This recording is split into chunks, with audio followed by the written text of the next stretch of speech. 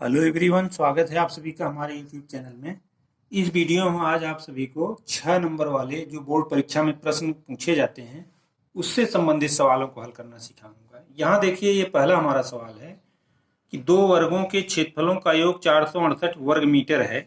यदि उनकी परिमापों का अंतर 24 मीटर हो तो उनकी भुजाएं ज्ञात कीजिए। यानी वर्गों की भुजाएं क्या होंगी, इसको ज्ञात करना है।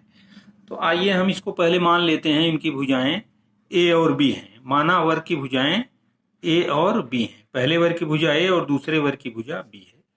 अब दिया है उनके क्षेत्रफलों का योग। तो प्रश्नानुसार यहाँ जो दिया गया है, प्रश्नानुसार दोनों का योग ए स्क्वायर, अगर उस वर्ग की भुजा ए है तो क्षेत्रफल ए स्क्वायर होगा प्लस बी स्क्वायर दूसरे वर्ग का क्षेत्रफल, और ये दिया है 468। फिर दिया गया है परिमाप। अगर किसी वर्ग की भुजा ए है तो उसका परिमाप 4 गुणे भुजा यानी 4a होगा। तो 4a माइनस 4b, ये दिया है 24।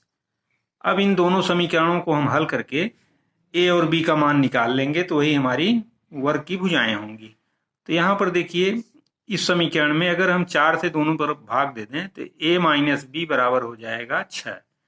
4 छक 24। अब हम अगर एक समीकरण ऐसा प्राप्त करें a प्लस बी बराबर कुछ हो तो दोनों से हम इसको सॉल्व कर सकते हैं। यहाँ पर इसको अगर दोनों पक्षों का वर्ग कर देंगे, यहाँ लिख देंगे वर्ग करने पर, वर्ग करने पर। तो वर्ग जब हम करेंगे तो ये हमारा a माइनस बी का होल स्क्वायर, ये हो जाएगा a square plus B square और A square plus B square minus 2ab। अब इसकी सहायता से हम ए बी का मान ज्ञात करेंगे। तो यहाँ पर ये हमारा हो जाएगा a माइनस बी बराबर 6, तो 6 का वर्ग और A square plus B square दिया गया है 468, यहाँ 468 लिख देंगे माइनस 2ab, इस तरीके से लिखेंगे। अब 2ab को हम बाएं पक्ष में ले जाएंगे तो इधर हो जाएगा 2ab बराबर, अब 6 36 होगा, इधर इसको लाएंगे तो घट जाएगा 468 माइनस 36। तो इसमें जब 36 से हम घटाएंगे तो ये हमारा हो जाएगा 8 में से 6 घटाएंगे 2 हो जाएगा, फिर यहाँ पर 6 में से 3 घटाएंगे 3, 432 हो जाएगा। 2ab बराबर 432। अब दोनों पक्षों में 2 से भाग दे देंगे तो ab बराबर हमारा हो जाएगा 2 दूनी 4, 2 1 के 2, 2 छक 12, 216 आ गया ab का मान।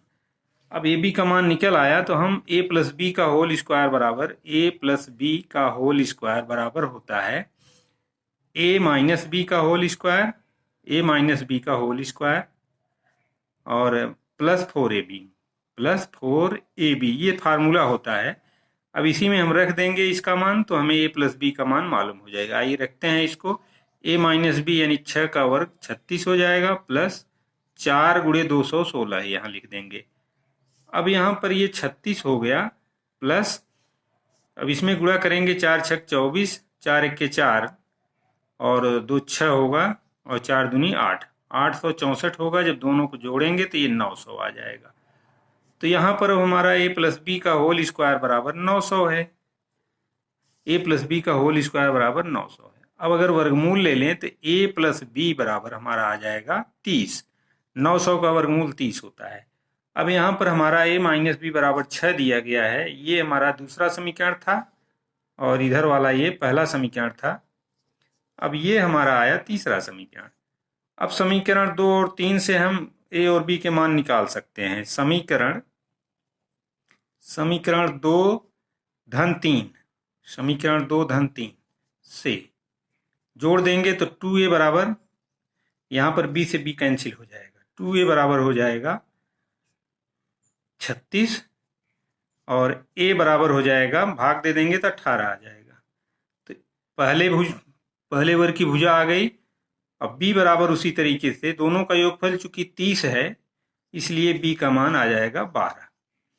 तो a बराबर 18, b बराबर 12 मीटर, यही जो दिए गए वर्ग हैं उनकी भुजाएं होंगी। तो इस तरीके से हम ऐसे सवालों को सॉल्व कर सकते हैं। ये क्वेश्चन 6 नंबर में पूछा जाएगा। आशा करता हूं कि आप सभी इसको सॉल्व कर लेंगे। अब ये रहा हमारा दूसरा सवाल। जिसमें ये रचना का सवाल है। ये भी क्वेश्चन 6 नंबर का पूछा जा सकता है। तो यहाँ पर लिखा गया है 8 सेंटीमीटर लंबा एक रेखाखंड खींचिए और ए को केंद्र मान करके 4 सेंटीमीटर त्रिज्या का एक वृत्त तथा बी को केंद्र मान करके 3 सेंटीमीटर त्रिज्या का एक वृत्त खींचिए तथा दूसरे वृत्त के केंद्र से स्पर्श रेखाओं की रचना कीजिए और इन स्पर्श रेखाओं को नाप करके और उन रचना के पद को लिखना है। तो यहाँ पर देखिए हमने ये बनाया है कि एक पहले हम ए बी एक रेखाखंड खींचेंगे, ए बी एक रेखाखंड। अब यहाँ से दिया है कि 3 सेंटीमीटर, ए को केंद्र मान करके 4 सेंटीमीटर, इसको केंद्र मान करके ये दूरी लेकर के 4 सेंटीमीटर की त्रिज्या से हम एक वृत्त बना लेंगे। फिर उसी तरीके से बी को केंद्र मान करके 3 सेंटीमीटर की त्रिज्या से एक दूसरा वृत्त बना लेंगे। अब इनके केंद्रों को हम मिला देंगे। मिलाने के बाद अब इसका मध्य बिंदु लेंगे हम। यहाँ पर इसका मध्य बिंदु ज्ञात करने के लिए इसको आधे से अधिक दूरी लेकर के एक चाप इधर लगाएंगे, फिर इसको केंद्र मान करके आधे से अधिक दूरी लेकर के एक चाप, जहाँ एक दूसरे को काटते हैं यहीं से मिलाती हुई एक रेखा खींचेंगे। जहां पर ये एक दूसरे को काटेंगी ये हमारा ओ बिंदु होगा। अब ओ ए से एक सर्किल हम बनाएंगे, एक वृत्त खींचेंगे जो कि इन दोनों वृत्तों को पी और क्यू बिंदु पर काट रहा है, पी और क्यू बिंदुओं पर काट रहा है। अब हम बी से पी को मिलाएंगे तो ये पहले वृत्त की स्पर्श रेखा होगी और ए से क्यू को मिलाएंगे, ए क्यू, ये दूसरे वृत्त की स्पर्श रेखा होगी। यही हमें रचना करना था। इस चीज को हम अपनी कॉपी में लिख भी देंगे। सबसे पहले लिखेंगे ए बी बराबर 8 सेंटीमीटर लंबा एक रेखाखंड खींचा, ए को केंद्र मान करके 4 सेंटीमीटर त्रिज्या से एक वृत्त खींचा, फिर बी को केंद्र मान करके 3 सेंटीमीटर की त्रिज्या से हम दूसरा वृत्त खींचे।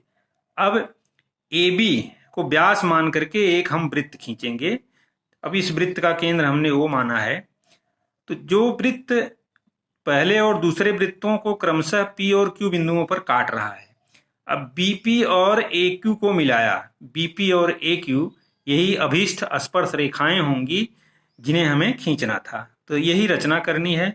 अब इन रेखाओं को नाप लेंगे हम, नाप करके हम उनकी लंबाई लिख देंगे, यही हमारा आंसर हो जाएगा। तो इस तरीके से ऐसे सवालों को हम इस तरीके से सॉल्व कर सकते हैं। ये बहुत महत्वपूर्ण सवाल है। निश्चित रूप से रचना से एक प्रश्न जरूर पूछा जाएगा, इसलिए इसको विधिवत पढ़ लीजिएगा और लिख करके अभ्यास कर लीजिएगा। आशा करता हूं कि इसको आप सभी कर ले जाएंगे। अब ये रहा अगला सवाल। इसमें दिया है कि 15 सेंटीमीटर त्रिज्या वाले वृत्त की कोई जीवा केंद्र पर 60 अंश का कोण बनाती है।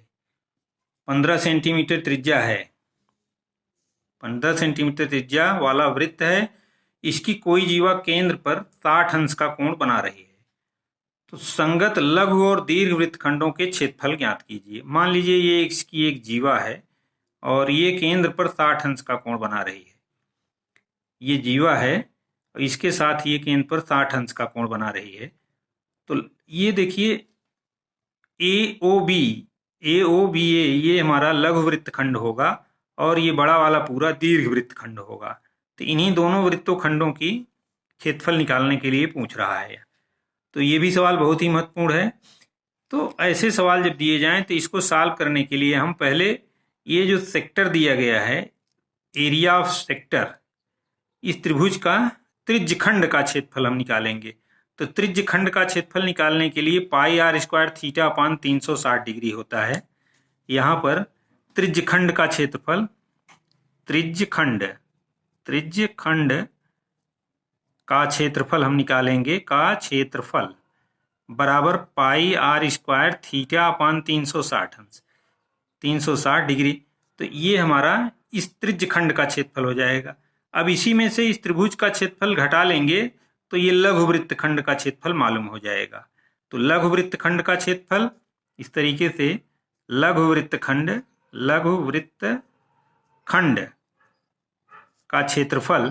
का क्षेत्रफल बराबर pi R square theta upon 360 degree, इसका मान हम निकालेंगे, माइनस इस त्रिभुज का क्षेत्रफल, त्रिभुज ए बी ओ का क्षेत्रफल, त्रिभुज ए बी ओ का क्षेत्रफल। तो ये जब घटा लेंगे तो ये एरिया मालूम हो जाएगी, ये लघु वृत्तखंड का क्षेत्रफल। इस त्रिभुज का क्षेत्रफल निकालने के लिए हमें ये साइड की जरूरत होगी और इस ऊंचाई की जरूरत होगी। तो इस साइड का मान निकालेंगे हम और इस ऊंचाई का मान निकाल लेंगे हम। उसकी सहायता से हम इस लघुवृत्त खंड का इस त्रिभुज का क्षेत्रफल निकालेंगे। इसके बाद घटाएंगे तो लघुवृत्त खंड का क्षेत्रफल।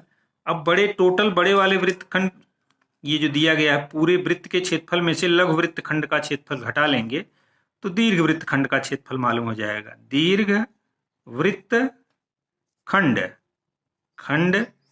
का